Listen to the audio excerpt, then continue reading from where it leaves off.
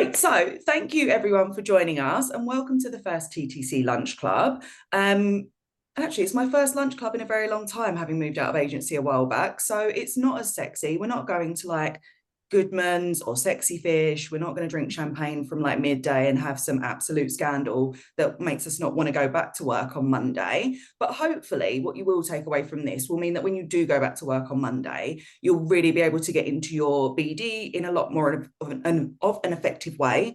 You'll feel a lot more confident in how you deliver your message, and have a bit more of a better understanding of what both sides are looking for. So from an agency perspective, we really hope that from this session, you'll just get a bit more of an idea of kind of what's going to be interesting, what's going to land well, and what's going to be something that can help you kind of drive those conversations forward. But also we do want to hear from the agency side, and we want to understand kind of what you guys are seeing. If you've had any tips that you've found have worked really well from a TA perspective to build those really strong relationships. And we just want to make sure that this is like a really strong conversation for both sides to kind of come together.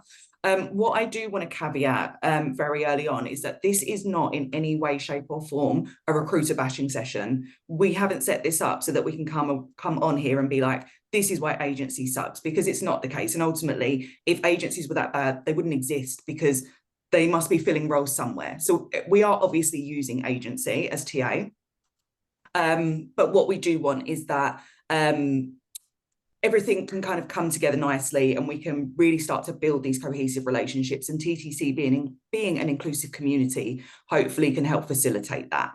So that's just a bit of a caveat from the top. As I said, just for those that have recently joined, and I just want to make sure that this is recording with sound, yes, because that'll be really awkward if I send this out later and all you can see is my mouth moving. We really want this to be an interactive session.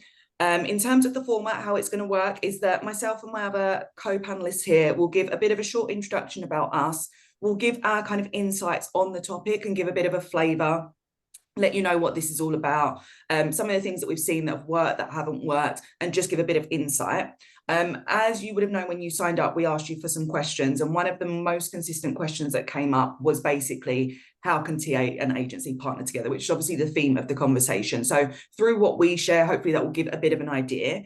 But then once we've finished that, we'll go through some of the pre-submitted questions, and then I really want to open up the conversation for a good sort of 20 minutes to half an hour for people to ask questions, for people to give their feedback, and you don't have to just direct your questions at us. There's 30 people on the call at the moment. Everyone's opinion is valid and everybody has different ways of doing things. So if you think you can add something to the conversation or you want to get involved, then please do. Turn your mics off, on, turn your cameras on, and just get involved. So let's kick things off. So for those of you that don't know me, I'm Charlene Simpson. I am the talent acquisition lead at Funding Circle, and I'm also one of the co-founders of TTC. I did around 8 years in agency, construction, tech, and then finishing in business support. Moved into RPO, had a little stint in sales, and then have come back and been TA for the last 4 years coming up. Funding Circle itself, it was around, I think we were 98% direct for the first 3 years of me being there. And following some redundancies earlier this year, we have now moved to a lot more agency reliance, which has given me like really personal insight on not just the kind of spec side, but actually the relationship side of working with agencies in this current climate. And it was kind of from that experience and some of the things that, you know, we're seeing both sides, I thought this would be an interesting conversation. So what I'm going to do is I'm going to hand over to the panel now to introduce themselves, and then we will kick things off. So Tony, I'm going to start with you. Fantastic.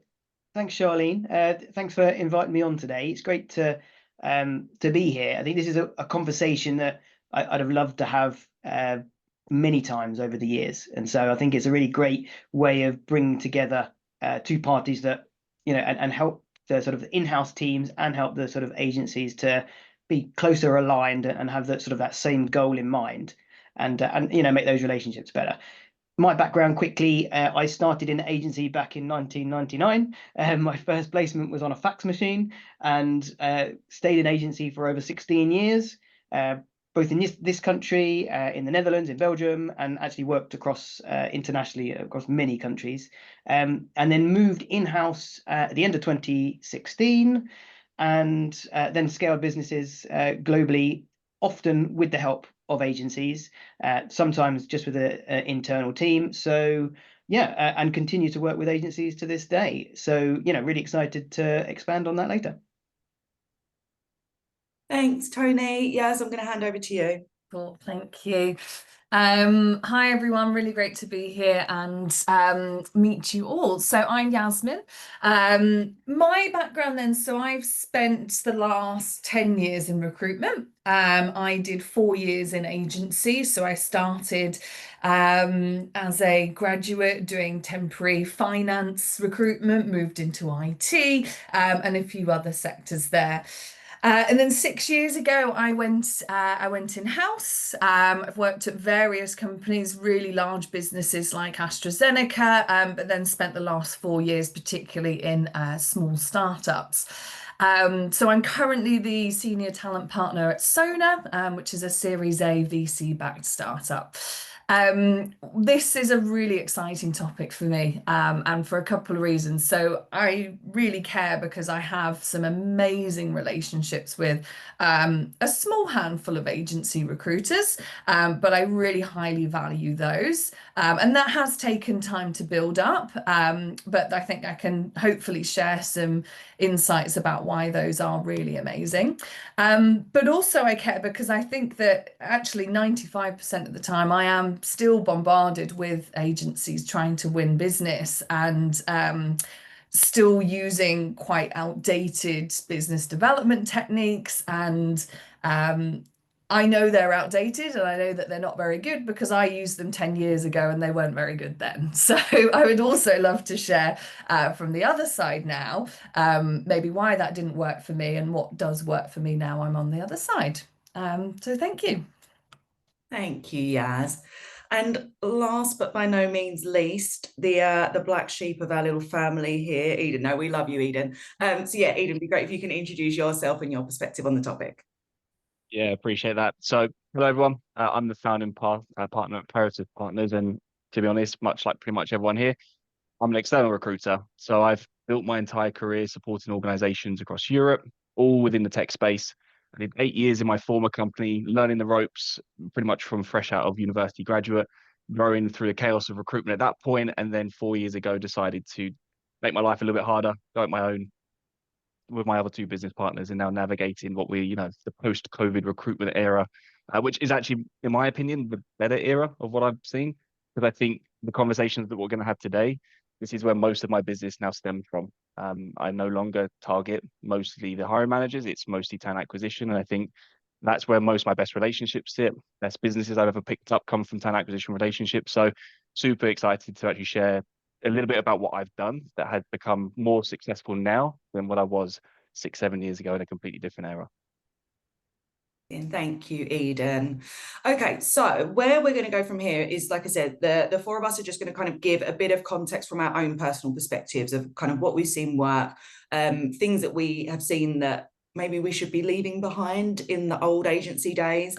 And I guess just giving you guys the confidence to recruit and BD in the way that TA is working today. So yeah, I guess from my perspective, one of the things that I have really struggled with recently, or since being at Funding Circle with agency, is that my assumption is most people will find me on LinkedIn. And on my LinkedIn, my job title is very specific, but a good 99, and that is being genuine, 99% of the BD emails that I receive are tech specific. And this is not an invitation, I never get specced by anyone in sales, ops, or the areas that I work in, which just means that it feels really insincere, it feels very spray and pay, but it also means that it's very unlikely that as a business we're going to work with you. And the reason being, I get when people say, I'm going to send this email and then hopefully they'll introduce me to the right person. But ultimately, as an agency recruiter, your job is to go and find us the right people. So if you can't find the right person in our business to be able to BD to, it doesn't fill me with heaps of confidence that you're ever going to be able to find me the right candidate. And that's how it lands. I think it's that whole how you do anything is how you do everything, or the other way around. It doesn't actually send the message that I think you want it to send. And I appreciate there's an opportunity to like get your foot in the door, say the right thing, you think, and then try and expand what it is that you're doing with that business. But if you come to me as a non-tech recruiter speccing a tech candidate, and then when I go back to you and say, that's not even my world, and you ask me to introduce you to the right person, that's not you demonstrating that actually you can do the actual task that we would be paying you to do. So it doesn't land in the way that you think it does. And for me, it's just a major ick. I'm not going to pass you over to my colleagues. I'm not going to then give them, like, pass out their details so that they're then getting spammed incorrectly as well. So I think that for me is just like a real big one. It doesn't land in the way that you think it does. It actually does your business more harm than good. So I would just say, just try to be specific, because as I say, the way you do anything is how you do everything. So make sure that your outreach from the get-go is demonstrating that you are actually the specialist that you say that you are, and that we can see that from the get-go in that first interaction. Another thing, just kind of leading on from that, is I also get a lot of emails that are incredibly vague. Emails that basically say, hi, I recruit for candidates in your space. We've recruited for the BBC and NHS and all of these other companies. I'd love to get 5 minutes of your time for a coffee. When are you free? Now, that doesn't tell me what you recruit for or why it would be relevant to me. And you'd actually be surprised. I know that sounds like really trivial. I get multiple emails where in that email, it doesn't actually detail which roles you fill and why you can fill them. So just reread those emails again and just read it and think, if this landed in my inbox, would I respond? Because sometimes there's just nothing for me to work on there. So I'm just going to delete it. There's no benefit for me to do that. So I just make sure that, like, I know we talk about targeted outreach, just even the basics, the foundations, make sure that what you're sending across adds value, even from a basic perspective. Do you actually recruit for the roles that I might need, like, specialist help for? Because in the back of my mind, when I do get these emails, there may be a couple of roles I'm thinking, if the right agency does come through, or if the time comes up, this might be a role that I need agency assistance on. And it could be one of those really niche roles, or it could be one of the more vague roles. It could be, for example, a big part of what sits in my world is sales, which is like volume hiring.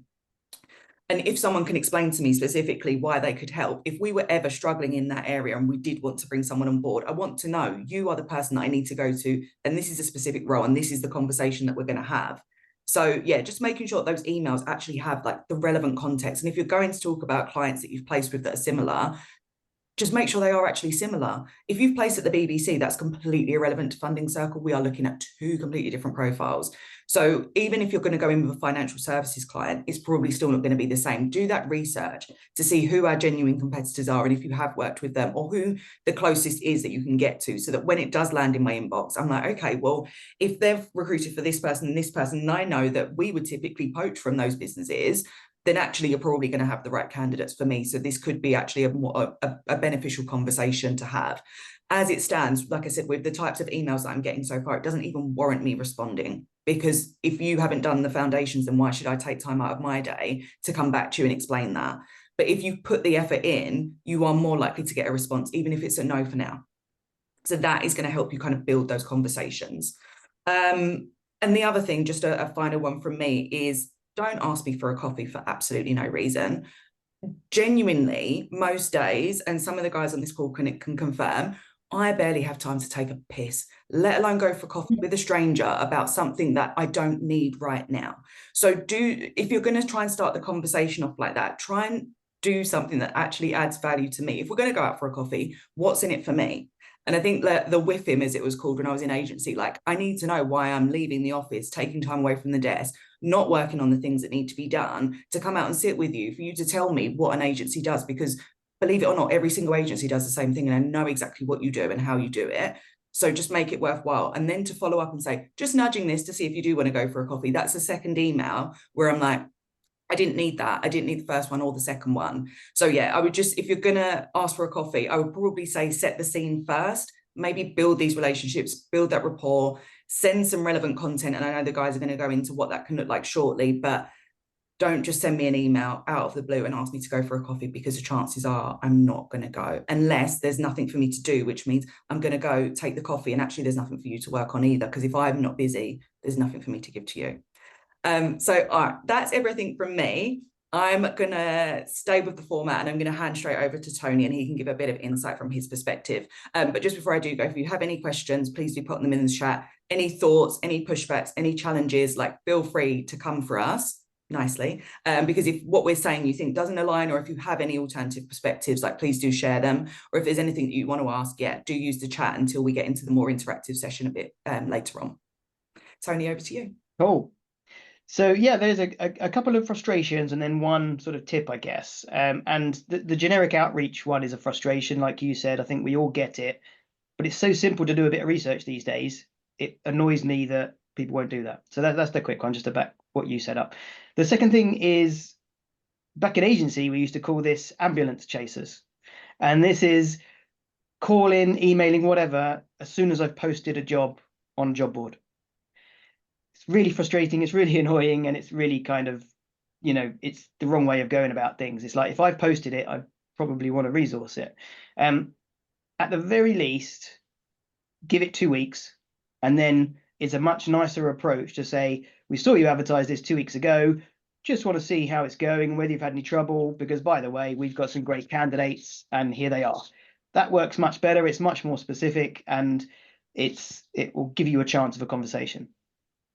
However, that said, in the last 15 years, I can't think of one instance, I don't think that I've ever engaged with an agency that's done cold outreach with me. I only work with agencies via referrals. And I always push back and say, if anyone is really persistent, they really want to work with me, I say, well, okay, well, I need a referral. And it can be a testimonial, but it needs to be from someone I know and trust. So how do you do that? The easiest way is actually to say, well, try and not do BD. Try and concentrate more on your current customers. If I was one of them, concentrate on me, right? I will absolutely go out of my way to refer you to people I know that are hiring. And for those of you, there's probably quite a few on this call that are in TTC, you'll see that there is calls and questions about which agencies to use almost every day of the week. You know, when I've needed a marketing agency, when I've needed a sales agency, when I've needed a design agency, people I know, people like Charlene, people like Steve Jacobs, they always come out and say, yeah, we work with these people, they're great. We work with these people, they're great. And so everyone I've taken on in the last sort of 15 years come from a referral, and I have made many, many referrals. So those people get used by lots of different internal recruiters. So, so yeah, it's very, you can also, if you want to think about it in a different way, do a testimonial, work well with a customer, make it so that they will sign a testimonial or agree to, you know, say some stuff that you can then put into a PDF and you can send it out to other prospective clients. That's another way of doing it, definitely. You know, the only thing I would say, don't make it up, because we all get these emails, and I see some people smiling. We get these emails that say,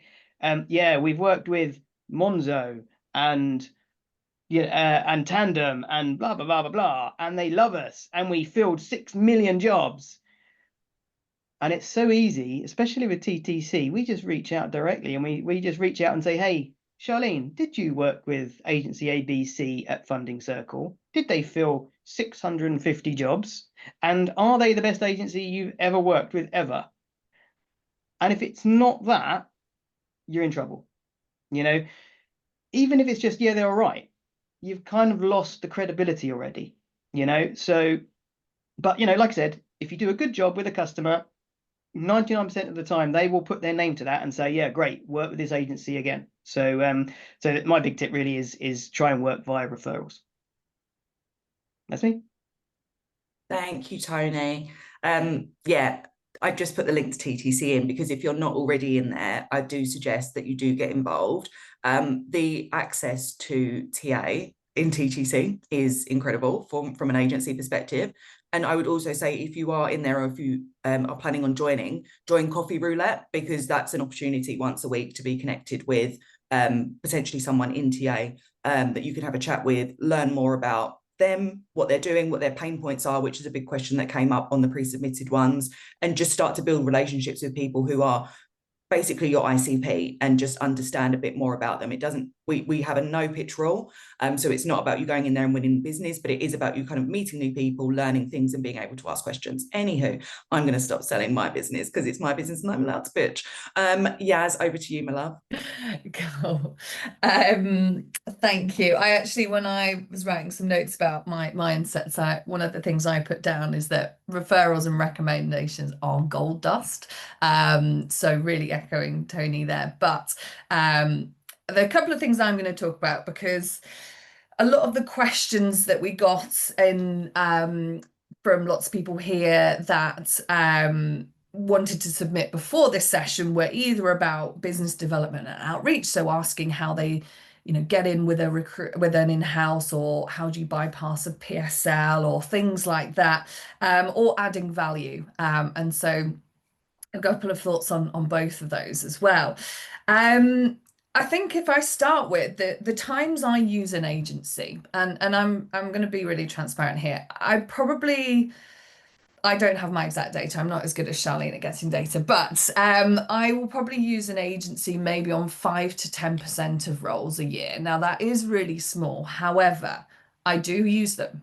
And I use them either in two situations. One is capacity. So either I'm just so busy, or because we've got, loads of roles have just come up, and I just don't have the time to fill those. And the second reason is it's either like a niche role, and how I define that is we're going into a new market, it's maybe a specialist position, it's something that I don't maybe normally recruit for. And you can find out what I recruit for by looking at my LinkedIn. And please go and do that before you try outreach. So it might be something that's popped up that is completely not really in my remit. Now, the first one, when it comes to capacity, this is test, I need delivery. So here is where I do fall back on folks I can trust to deliver. So it is people that I've worked with, or I have gone and asked for recommendations and referrals. I haven't got the time to sift and explore and go and build a new partnership. But the second reason, this is where I am open to exploring new partnerships. My first point of call is in my network or other recruiters. And we talk a lot. You've seen us on TTC, but we go out for dinner, we go to events, we network, we go for drinks together, and we talk about who we've been working with, and we moan that, oh my gosh, I've got this horrible role to fill and I just can't do it. Like, who do you know I can help? And we go and talk.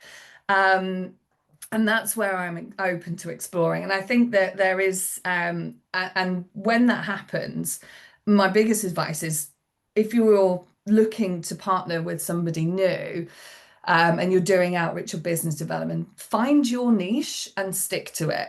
And when I say that as well, it's just like, be braver and go really deep with a finite specialism.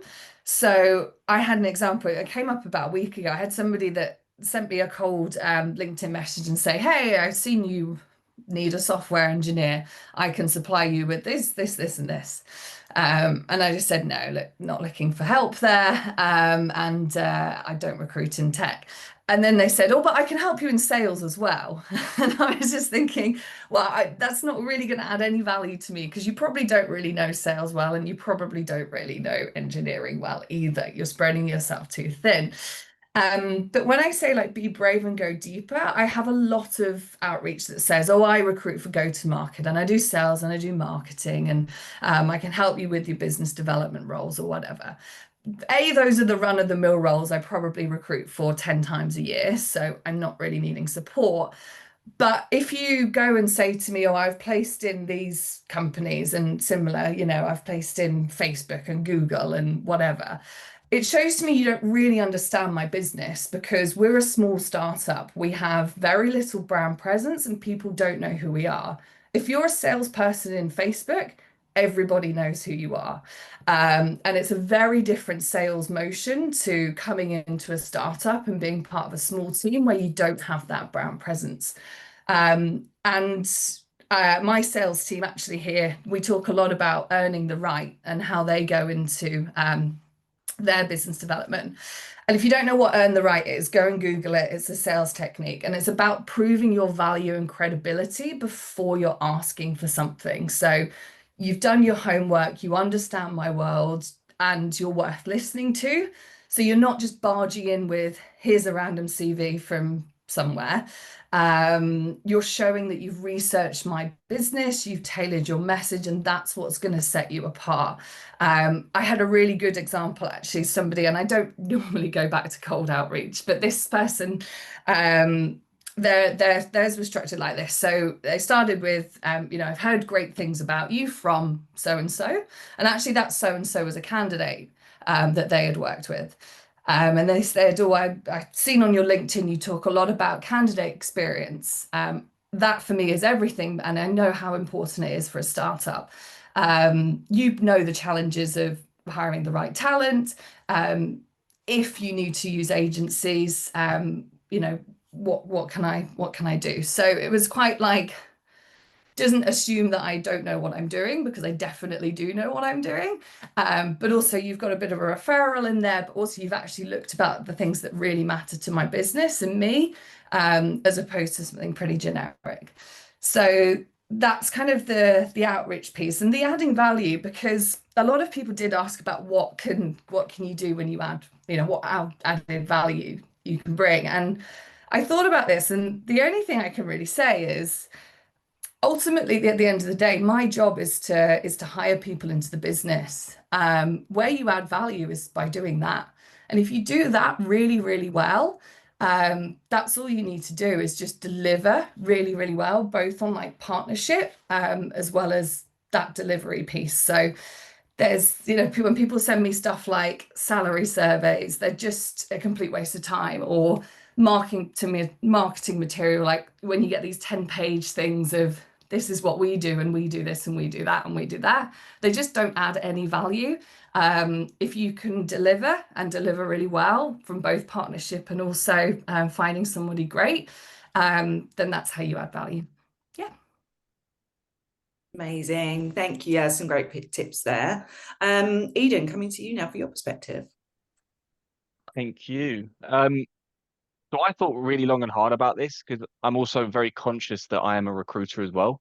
And obviously, as an agency, you guys are probably sitting there thinking, you're not internal, you don't really know what they're looking for. And to be honest, I don't. Right. And that's probably the frustration I've had sitting in your shoes as well, is sitting there thinking, nothing's fucking landing. Like, I'm doing all these different variety of tools. What worked 6 months ago isn't working right now. And like, what the hell am I meant to be doing? So I stopped chasing jobs and started to really focus on the companies. And then since I've done that, it's just changed dramatically. So it's a lot easier in my position, because I understand I don't have KPIs. I'm founder of my own company, so I can really kind of just sit back and say, okay, what do I actually want to do? Looking at who's joined, not names, but looking at the list of people, there's a lot of directors, a lot of very senior members were focusing on joining this, and not a lot of kind of juniors to mid levels, which gave me quite an impression that either we're going to try and take this knowledge and bring it back down, or we're trying to change who we are as people, as recruiters. And hopefully the second one, sorry. The reason for that is, when I was trained, and like my peers here as well on the screen, we got all taught that internal was the enemy, right? But they're not. They're really not. They're great people. They're great people, genuinely. If you ask them for time and you offer something, and you're not trying to get a job from them, they will give you time, more time than not, right? So let me give you an example. So I switched my approach since I started Peritus. So that's 4 years now. I probably had about 200, 300 calls between TAs, probably picked up less than 10% of them. But the remaining of them, and still have very, very good, deep conversations with them. They're good contacts to have. They'll find recruiters without me. They'll find people without me. So a lot of this that we're trying to do is trying to add value. So what value can you add? That was where I really wanted to focus in on. If you don't know what they're looking for, how can you try and add that value? So I made some notes for us. And I'm, like I said, always happy to share these if anyone needs them after. So from my side, and it's kind of leaning into the research piece a bit more, we need to take educated guesses. Right? We don't know exactly what's happening inside that business unless you have a very good contact and a very senior member of that business, but you're probably already working with them by that point anyways. So you need to take educated guesses. You look at the company and you try to understand, what might they be experiencing? Okay, what value do you believe you can add? So yes, if I can take your business as the example, it's probably time, because you've already mentioned it, right? Early stage, young business, not a lot of people, I imagine, at this point. So I'm not going to be sitting there trying to say I worked with the BBC. Doesn't land. So I'm going to be sitting there trying to think, okay, what small businesses have I worked on? What value did I bring to them? And before I start pitching to Yaz, I'll kind of really understand, okay, what challenges were they facing before I worked with them? Can I get a testimonial from them specifically? It might not be the same industry, it might not be a competitor, but it's a similar type of company. So I'm trying to look for a variety of things: industries, size, age, focus, right? I'm trying to pinpoint, I'm trying to get as close as I can to what challenges they might be experiencing. And then unfortunately for my peers on this one, you go into funnels, right? And let's be honest, as recruiters, we shouldn't just do one outreach and say, cool, job done, see you later. We put people into funnels. So I'll put it into a funnel of certain trigger points that I believe Yaz and her team might be interested over a period of time, or however long that's going to be. And each message is going to be something different. And I'm not going to just say, hey, do you want a coffee? Let's go meet up again. Hey, did you get my last message? It doesn't land. So in Yaz's case, I'd probably go down the route of saying, hey, I've seen this role as advertised. Here's an introduction. This is specifically what we can add value to, and this is a company. I'm just setting the scene. I'm the intro one on that one. Then I might connect with her on LinkedIn. If she doesn't respond back to me, I might do a follow-up around something that I think could be value add. So again, taking her example, maybe cost calculator could be interesting to her. Oh, look, I've created one. So here's an Excel document for a cost calculator to understand how much money your business is potentially losing by not using a recruitment agency, or not necessarily using it on the using the recruitment agency budget, but how much time you're losing doing interviews, doing sourcing. Where could that money be better spent? Okay, that didn't land. And a little bit more time goes past, I might cold call. And there's a funnel that goes in place that what is relevant to Yas is going to be not relevant to Charlene, because the businesses are different. So I'm trying to really pinpoint, put myself in their position, what they want to learn.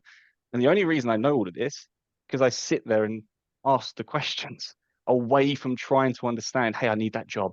But again, it's a lot easier because I'm not in the situation where I'm getting the director or getting my manager saying you need to do a deal this month. If you don't do a deal this month, your job's on the line. So you need to really stop chasing the jobs and start chasing what companies do I want to work with and why, and then lean into that niche. So if you feel actually, and myself as an example, I get the best work done in seed to series, really Series A companies. Series B plus, I feel like I can't really add as much to them as maybe a bigger business can, because we don't have the capacity. But when it's a smaller team, smaller business, I can work directly with the founders or work directly with the heads of TAs or someone in the TA team. I can really help coach and share what I know. Then that's going to get the best out of me. They'll get the best version. I know that. So that's my business development target. It's not just spraying and praying everyone and hoping for something to stick and go from there. It's try to be tactical. I say try because it doesn't always work, right? And then when someone responds, let's say yes, comes back and says, no, thank you, just not interested right now. We've used agencies in the past, just not right now. Cool. She goes into a separate funnel. No, I love funnels. And that separate funnel is just a nurturing one. It's just keep in touch. Hey, as it's been 6 months, I know you're not going to need me yet, but what do you think? How's the market looking from your side? Do you want to have a coffee to discuss what I'm seeing in the market? Probably not yet. Another 6 months go by. She might be looking for a job herself. When I connect you with someone, and it's just nurturing those relationships. Now, doing that for the last 4 years has led me to set up a panel to talk about it with you guys. And I think that's probably the proof of where it comes from. It's not one thing is going to land. Voice notes do not work for Charlene. I think you shared that before. No, it's not shaking your head. Voice notes don't work for you, but they work for someone else.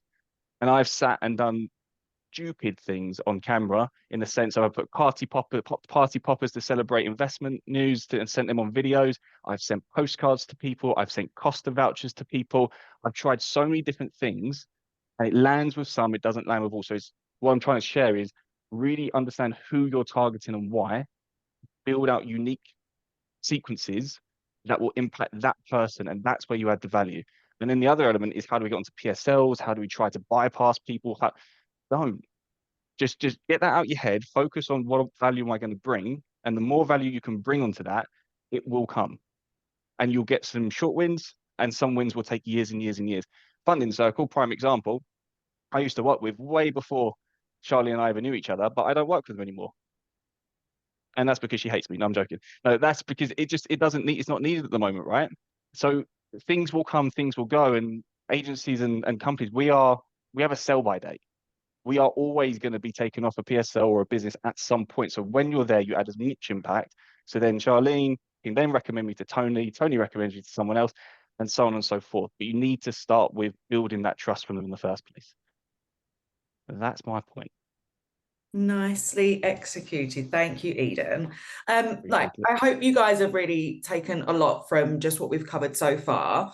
What we're going to do is move into more of like a just general open forum kind of Q&A session. So have a little think about some things that you want to ask. The one thing I'm going to do first is just cover one of the pre-submitted questions off that came up quite frequently, just so we can get that in. And then if you want to just use either the raise hand emojis, if you're happy to like ask the question yourself or give your context.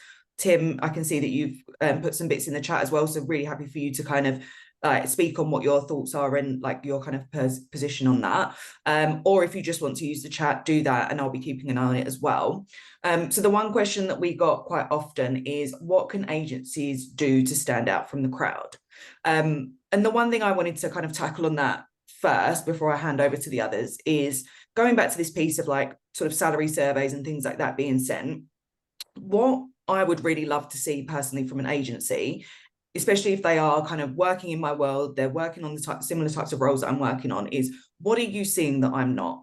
Because ultimately I'm only recruiting for Funding Circle. I'm speaking to a very like limited pool of people who are going to give me certain information based on who I am, what I'm asking them, and so on. I'm also not going to talk to every single candidate and register them in case something else comes up. I'm literally just trying to fill the role that I've got. Whereas when you're agency, you're building that candidate pool constantly. So you're always speaking to people, you're finding out what they want to know more of, what they want to find more of in their next role, why their reasons for leaving are, what they're seeing in the market themselves. Feed that information back into me as TA. That is gold dust. Like, I would love to hear from a recruiter who's recruiting in sales for fintech, specifically in the lending space. This is what we're seeing from other candidates. This is why you're not filling your roles. Or if you do this, you might find that you get better conversion. That sort of thing would land so well. Share with me like things that you're seeing in the market, like the return to office mandates. Like, what are other companies doing? Again, you're speaking to all these different clients, you're working with all these different clients. How many days in the office are people doing? That sounds so trivial, but that for us as a business is a really important part of like what we're doing at the moment and what we're looking at. This is going up to CPO level. This is going up to Exco level. People are asking like, are the office days having an impact on recruitment? And I can only say so much because I can only see and have so many conversations, but talk to me about what you're seeing in the market. Podcasts. Using Eden as an example, Eden has great relationships with TA because Eden has a podcast where he speaks to TA. Do that, have those conversations, but also share them with me. Send me an email and just say, oh my God, I was listening to this podcast the other day and there were some really interesting pieces in that. Do you find that you've got the same like issues in your business? That's such a warm way of coming to me and just saying, I really want to work with you, but I'm not going to do it directly, but also here's some value add and here's a podcast that you might not have found before that you might find valuable. It's like you just bring in something more. Like I said, sharing any articles that you've seen, just that general, you've got so much intel. Don't tell me about a salary survey, but do tell me about the conversations that you're having. Do tell me what's happening in the market. Help me be more empowered to go to my business, because ultimately that's going to elevate you in my mind and then make sure that you're the person that I come to when I am looking for agency support. Anyone else on the panel want to tackle what can agencies do to stand out from the crowd question? Yeah, let's add a little bit. We heard about aligning with what a business is looking for, how what will really help a business. For me, what would be ideal is someone that's really going to take away my biggest pain points. And if someone approached me and said, yeah, I can do that, there's a much bigger chance of them getting the business rather than if they come along and try and pitch on the jobs that I'm managing to get ample candidates for myself. And we've all got them, right? So if you think about what is the hardest job you've got to fill, what's the one that's been on the cards for months and you can't fill it for whatever reason? Why don't agencies focus on those and just say, look, what's this really hard job that you just can't fill, but it would really give you time, relieve you of pain if we could do that? And first off, you've got a way of starting to work with the business. Secondly, you've got something that would really add value. Maybe it's slightly outside of your comfort zone a little bit, but it does provide a proof point. You know, if someone can actually fill that job that I've failed to do for 3 months, yeah, maybe that, you know, they are really worth partnering with longer term. So yeah, from standing out, that's probably the biggest thing. If you can really focus on a pain point that I really need filling. I'm gonna go against that. I apologize there, Tony. Just the reason being is that for me, what works standing out is not lying. If I can't feel something, I say I'm not the right person for this. If me or the team aren't capable of doing that, we haven't got the market for it. And having that honesty and say, look, I do this, this, and this, and coming back to the niches, if I'm not comfortable in doing it, I don't want to give a shit service back to you, saying this is what I do, this is what I don't do, but I know someone who can do it for you. Here's their contact. And that leads into giving things away for free to people. I think as recruiters, unfortunately, I don't know who did it. Someone way, way before any of us started said, you can do loads of work for free. Where someone in the lawyer side went, we're going to charge to just put an email together for you. We should have gone down that route. We didn't. We can't go back now. We have to accept it. Right. So if we're giving guides away for free, we're giving all this stuff to candidates away for free. Why don't we give candidates away for free to clients?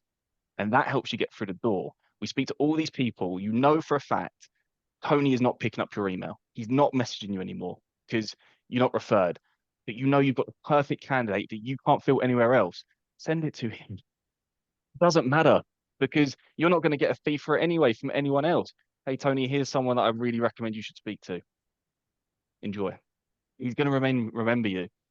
But it's not you putting the time and effort into searching for something that you don't really know, really understand, and do a crap service on. If it works, it works. If it doesn't, it doesn't. That one opens loads of doors, not just for me, but for the whole team. And it works. It really works. But you have to be willing to say, I'm not going to get paid for that. And that does hurt, but you didn't put really any effort into it anyway. So, well, you put no effort into it. You just remembered a name. So you shouldn't get paid anyway. Sorry. I can imagine like directors of like Hayes and Adecco like absolutely crying at hearing you say that. I do get it. I really do, and I think that's the problem we all face when we were getting trained, is that, you know, everything has to be built. You guys, like I said, you guys are the enemy, but the market's shifted dramatically, and you are the key to businesses now. You hold the budget predominantly. You know, yes, managers can help get us in, but you guys are the ones who just say, we're going to sign that contract majority of the time. So come at me, Hayes. I don't mind. This actually did happen to me a couple of months ago. So I had an agency engaged on a role. And now typically what I get when I'm working with the agency, they'll say, oh, I've also spotted you're recruiting for product managers and engineers and business development reps, and we can also do this too. And that's not really what I want, because I want you to just concentrate on what I've asked you to do and spend all your time there, because that's, again, like Tony said, that's my pain and that's where I need help. And also that's your niche, going back to that, because that's still, I'm going to harp on about it. But what they did instead, so they didn't do that. I was working with them on a role and they said, I've actually seen you've got this role. Here's a great guy I've spoken to. No fee for this one. Just see where it goes. I was talking to them about Sona and they seem really interested. Have this candidate for free. And actually I really liked that, and it was memorable, and it did stand out. And they did have to take a bit of a risk because obviously they, you know, I didn't end up hiring them, but they wouldn't have got paid for it anyway. But I did think, yeah, like this is somebody that actually does really kind of care, and not just about me, but about their candidates and helping somebody else out. So yeah, I've taken from this side, yeah, it does work. Right, I'm super conscious of time and sorry that we've overrun, but I hope that everything you have heard so far has been valuable. But are there any questions, or does anyone want to kind of give their thoughts, their feedback? Has anyone done anything that has landed well that they want to share with the group, this circle of trust? But also, yeah, if anyone wants to bring anything to the table, feel free. If not, I can keep going through some of the pre-submitted questions. Ash, if cold calls / emails aren't well received, what is the best way to understand a TA's / company's pain points so we can tailor our approach? A few things that you can do. I'd stop going in cold, because if you're not getting any information, it's probably because you are going on with like a super cold approach that isn't giving any reason for me to share with you why or what my pain points are. But there will be kind of generic pain points that you can establish, that you can basically utilize and hone in on without having to speak to me directly. And I think it goes back to this point of like looking at the size of the business, like where the business is at, which roles are coming up frequently, what do you see us talking about on LinkedIn? Utilize, again, like I said, TTC, and I'm plugging it because it's great, but also because 9 times out of 10, a lot of the conversation in there is TA asking questions, asking for solutions, trying to get some insight from other people, what they need to do and hear and say, and all of these other things. It's like a goldmine for you to just find out what our problems are. So just insert yourself in the places that we are, have the conversations, but don't make it a sales pitch, and just use that kind of general knowledge of what a TA kind of typically struggle with, and use that as a starting point. It might at least open up a conversation for then that person that you're speaking to get more specific. Does anyone else have anything on that before I hand over to Tim? Well, I would say to try and just take a longer term approach with things, because I know in agency, having been there myself, it's very much like you want that job now, and that's the kind of mentality. And actually, also building on what Eden said earlier, you've got to think about it more as a long game, bit more about relationships. And if you want to understand what people's pain points are, start off by just connecting on LinkedIn. I connect with everyone that asks. I just say yes every single time. I don't, filter anybody out. So you can easily get connected, and that way you can then follow everything that gets posted, any comments, any posts on LinkedIn. And I would say start interacting. Actually build relationships by interacting, right? So if I post something about agencies or about anything, have a conversation. And it might not be a conversation about what you want, which is getting those jobs on, but it's a conversation. You can build your relationship from that point, and you've started to actually rise up the ranks of the people I might use then, because rather than just a cold outreach, like you said, Charlene, you're someone that has interacted, has shared hopefully valuable insight, and you've proved that you sort of know what you're talking about. So yeah, I'd sort of interact, just not about jobs. Yeah, I think the only thing I would add is it doesn't just have to be about recruitment as well. Well, it can be, but it doesn't just have to be about the roles we're requiring. You can go and research, like read the news every day. If you do recruit for startups, sign up for things like the Sifted newsletter. I had a newsletter that landed in my inbox today about AI in recruitment and how that's coming under fire. Ask me if that's something I care about. There's the new EU AI Act is coming into force, or came into force, and there's a lot of stuff in the news you can read about, whether it's the business or whether it's things that affect recruitment. And then if you're not sure, I think it shows a bit of just a bit of emotional intelligence, just to ask, is this something that you care about? I've seen this, and this might be a pain for you. Like, is it? Like, it's just a bit more interesting conversation than I've seen you recruiting for this role and here's a candidate. Do you want a coffee? Bye. So yeah. There you go. Over to you, Mr. Wagstaff. And also, just actually before I hand over to you, I would implore anyone who's not already connected with Tim on LinkedIn to connect with Tim on LinkedIn if you want to know recruiter pain points in its rawest form. Tim's going to give you the honesty that you didn't realize you needed. So yeah, make sure you send Tim a follow request immediately after this. Okay, thanks, Charlene. I better say something interesting now.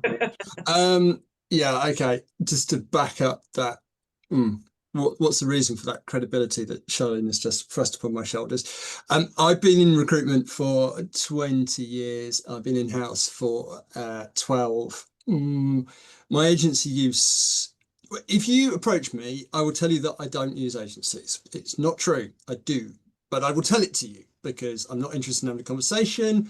I'm not interested in the CV you've just sent me. You have no idea whether the candidate you've just told me is perfect or not, because I haven't briefed you on the role and you don't know my company yet. So yeah, but I do use agencies. Yeah, similar to what Yasmin said, probably about 5 to 10%. So how do you, and people sort of, they asked me that question, how do you get to work with me? And I did put a post about this a little while ago where I joked, how do you get to work with me? Well, you know me in 1999 is how you get to work with me. And a couple of people said, I used to know you back then, Tim, can I have some work? But I guess the point is, and I reiterate what everyone said, is network, have an opinion, but ask questions, act with humility, and that's how you're going to understand people's pain points, because they're going to be different. Everyone's got a different organization. Things change within the organization. Maybe they're growing, maybe they're not growing, whatever it is. Maybe a role's been open for a long time, but why has it been open for a long time? There may be a very good reason for that, or there may not be.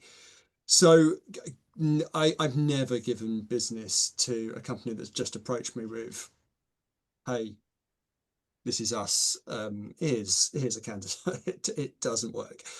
And please, for God's sake, don't approach hiring managers with here's a CV, because you might not get paid.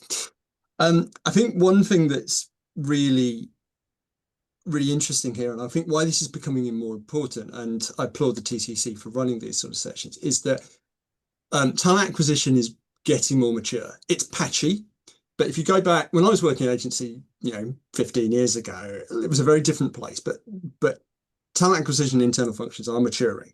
They are understanding how to bring value to the business internally, and they're expanding in their remit. They're getting a seat at the top table. And quite often they're getting things sorted, and they just don't need agencies because they are building the capability inside. I mean, agencies will go to businesses and say, oh, we can save you a load of money. Really? I saved my company hundreds of thousands of pounds over the last couple of years in not using agencies because I put the right structures in place.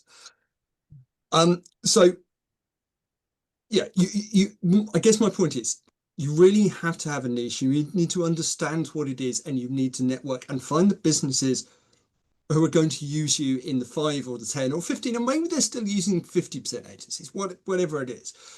Understand where you are going to fit into their model. And you're only going to do that by talking to them and networking, understanding and listening. Well, I'll say that over and over again in capital letters, listen to them. I just wanted to finish with one final point. For the love of God, please don't tell TA teams how to recruit.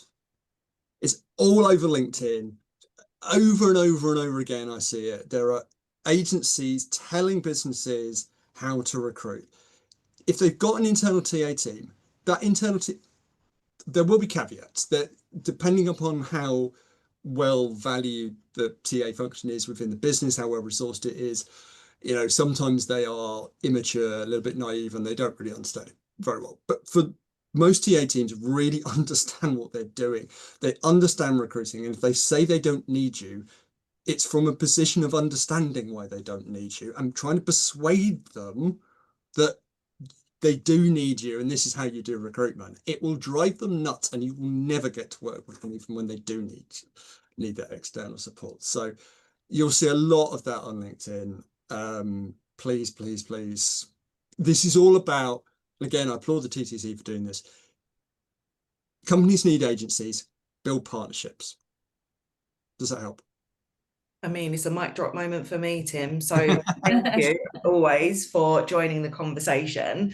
Right, I'm super conscious of the time, and if anyone does have any other questions, please do pop them in the chat. But I do hope everyone got a ton of value from this conversation. If there's anything that you think that we've missed, let us know. We can run a part 2. We'll get Tim on the panel next time. He can run this conversation because the guy knows what he's talking about.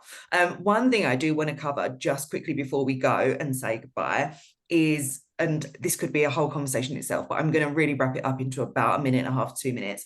If you see a LinkedIn post that says no agencies, please, that is not a personal attack. And it does not mean that we think that agencies are less than. When we say no agencies, please, it means that we may already have an agency on that role.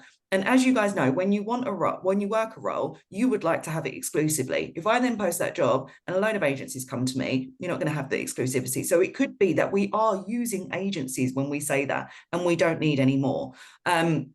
Or it could just be that we have just, as Tony mentioned earlier, just made the role live, and we are going to work it ourselves, and we are capable, but we also, just as you guys do, have to post our roles. That it's not an invitation necessarily, but it's also not us saying that we don't rate agencies, that we, you know, if we get a leak in our sink, we're not going to call a plumber. I don't need to call an agency to fill a role, but I'm not a plumber. So if I do have a leak, yes, I am going to call a plumber to do that. That's my last little 2 cents on this. But I just want to give a massive thank you to Tony, Yad, and Eden for joining me with this conversation. I also want to thank you guys for taking time in your day to join us, to get involved, for submitting your questions, and for being part of the first of this type of event. We are hoping to run more in the future. I will send a bit of a survey out afterwards just to get your thoughts, and if there is anything that you want us to cover, anything that you think that we've missed, or any feedback you'd like to give, please do share it. And one last plug, if you do want to continue the conversation, make sure you join TTC, and we will make sure that we continue the conversation over there.